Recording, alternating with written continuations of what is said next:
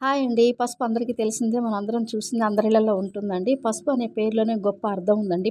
అంటే పవిత్రత, అంటే శుభకార్యము, అంటే పూజింపదగింది. అందుకేనేమో బహుశా అన్ని శుభకార్యాలకు ముందు ప్రాధాన్యత ఇచ్చేదే పసుపుకండి. పెద్దపీట వేస్తారు. అంతేకాదండి ముస్లిమ్స్‌లో అయితే హల్దీ అనే వేడుక చేస్తారండి. ఆ హల్దీ ఫంక్షన్‌తోనే పెళ్లి కళ వచ్చేస్తుందండి ఇంటికి. పెళ్లి కూతురికి, పెళ్లి కొడుకు కూడా. అలాగే హిందూస్ అయితే గౌరీదేవిని పూజిస్తారండి.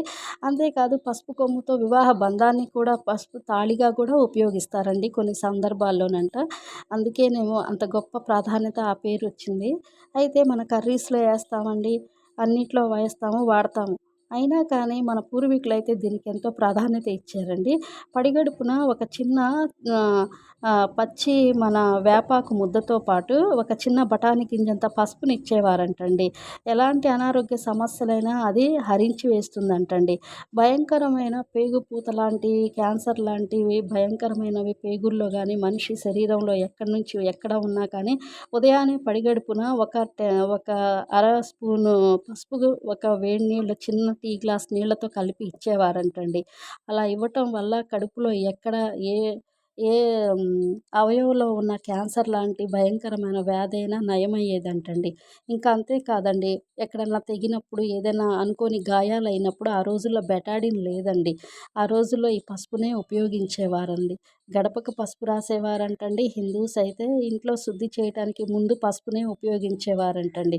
అంతేకాదండి, శుభకార్యాలతో పాటు, వంటల్లో పాటు, ఆయుర్వేదంలో పాటు, ఇంకా ఆరోగ్య సమస్యలు నివారించటంతో పాటు మనిషికి చేతులకు, కాళ్ళకు కూడా హిందూస్ రాసుకుంటారంటండి. అలా రాసుకోవటం వల్ల ఎలాంటి ఇన్ఫెక్షన్స్ వచ్చేవి కాదంటండి. ఇంకా కాళ్ళు పాసిపోయి పొలాల్లో పనిచేసేవారు ఆ రోజుల్లో రైతులు కానీ, ఇంకెవరైనా సరే ఆ పనిచేసే సందర్భంలో నెయ్యితో కలిపి వెన్నపూసతో గానీ, లేదా మీగడతో కలిపి ఈ పసుపుని కాళ్ళకు, చేతులకు రాసేవారంటే పుచ్చిపోయిన గోళ్ళు సహితం బాగయ్యేవంటండి. అంతేకాదండి, ఇంకా దీన్ని మన ఇప్పుడవుతే మనం ఫేస్ ప్యాకు అన్నీ అవి ఇవని బజార్‌లో నుంచి తీసుకొచ్చి వాడతామండి. వాటికన్నా కూడా మన పచ్చి పసుపు కొమ్మును తెచ్చి దాన్ని మెత్తగా పేస్ట్‌గా చేసి దాంతో మన మీగడను కలిపి, కీరా దోసకాయని కలిపి, ఇంకా క్యాబేజీ రసాన్ని కొంచెం మన శనగపిండిని, బియ్యపు పిండిని కలిపి ఫేస్ ప్యాక్‌గా ఏస్తే అసలు ఎంత అందంగా ఉంటుందోనండి. ముడతలు మారిన మొహం కూడా